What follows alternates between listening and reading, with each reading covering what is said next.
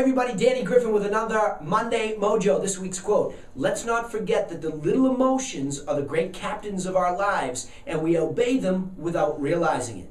Vincent van Gogh, 1853 to 1890, the post-impressionist painter. So why is it that we get so worked up about the littlest things, or maybe it's the biggest things? Perhaps it's all just a matter of personal perspective as to what matters at all.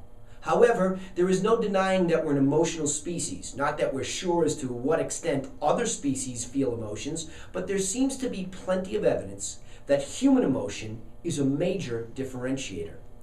So this begs the discussion: is emotion a good thing or a bad thing? After all, wouldn't life be better if it was as simple as kill or be killed? Isn't that where our caveman ancestors started? Weren't they more concerned about just getting something to eat and not letting anybody or anything stand in their way? The old survival of the fittest thing? I'm not saying that they were emotionless, but it seems easy to believe that they spent a lot less time sitting around the precious campfire complaining about the human condition. However, let's not look at just the downside of emotion. Of course, the earliest people understood the importance of coming together for the greater goal of survival. They formed tribes and relationships that must have had a certain level of love at the center, otherwise there would have been just complete chaos and no order or system. Yet while it may be these early positive emotions that advanced humans, was it also that advancement that made life too easy, too comfortable? In our modern age, we realize that we have come a long way.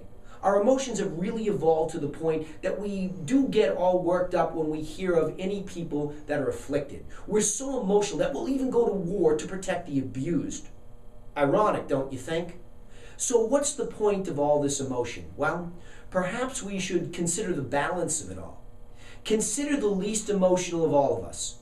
We look at these types as automatons, boring, moving through life as simple cogs in the wheel.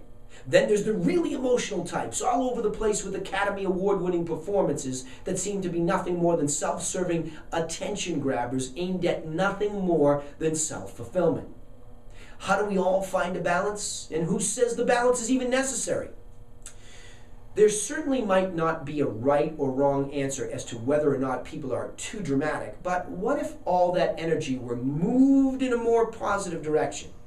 How many relationships have been destroyed because drama trumps reason?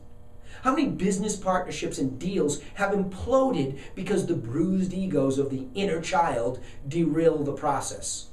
Ultimately, emotion is the very energy that has evolved the human species to the top of the food chain.